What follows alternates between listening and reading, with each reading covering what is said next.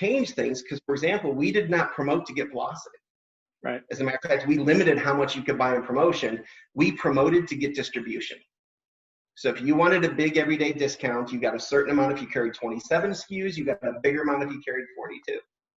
I want to stop you real quick because we're getting into some of the how. Let me back up, make sure everybody's with us on the kind of what, okay? The what is Dan created this formula, which was brilliant. Number one, distribution times velocity times price. Pretty straightforward, three major variables.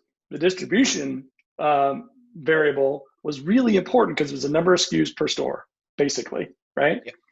And so by breaking it down and calling that distribution, you called it placement, like products placed, right? Became the number.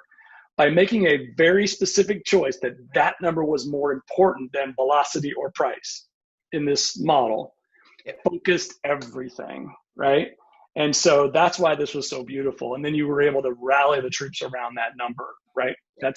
Now, first, before we go into the how you use the number to really rally the troops, what variables were you looking at? Because we talked about Know Thy Marketplace with the club members.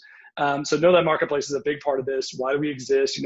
Kind of connect some of the dots for the folks, just real quick, in terms of how you determined that placement was the right number.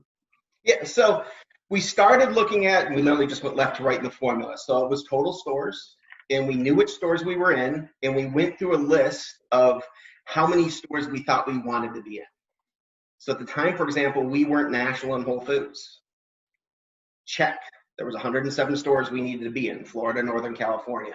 Scary that I still remember that, but it was a focus. We were in just a few handful of Whole Foods regions at the time. Yeah, we talked about it all the time. We had certain other accounts that we knew, small regional chains that we were either not in well or we weren't in at all. And we just tracked on those. And I think that's important. We didn't track on, hey, just get into a store, any random store. Oh, Target called or Kroger called.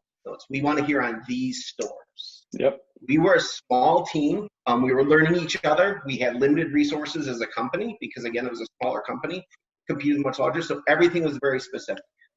Yes, we would talk if another chain came through, but it had to be a stellar opportunity. It was always, let's look because it's going to have to replace something else. There was never and, it was always or.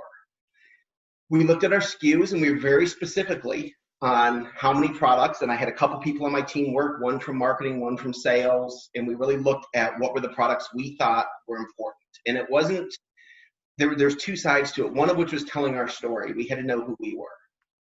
So if it didn't talk at Mega Food, for example, about Whole Foods, fresh from farm, farm to tablet, it probably wasn't the product we were going to focus on. We weren't off trying to do, even though we were asked to do omegas, because they had nothing to do with us. We weren't vegetarian. It wasn't from a farm. So we just skipped those. We didn't try to add that.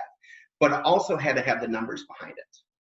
So in that case, I wanted to know if I was asking you to put a product on a shelf, it was going to turn. It was going to be a good product. I wasn't asking you for a Hail Mary, because the next time I walked in, I wanted you saying, oh, Dan did right by me. He got a product on me. It's turning. I'm going to take whatever else he asked. Oh, by the way, we manufacture our own products. So getting a little input from operations on the most profitable products and history, the marketing side of that, and it all kind of came together as well.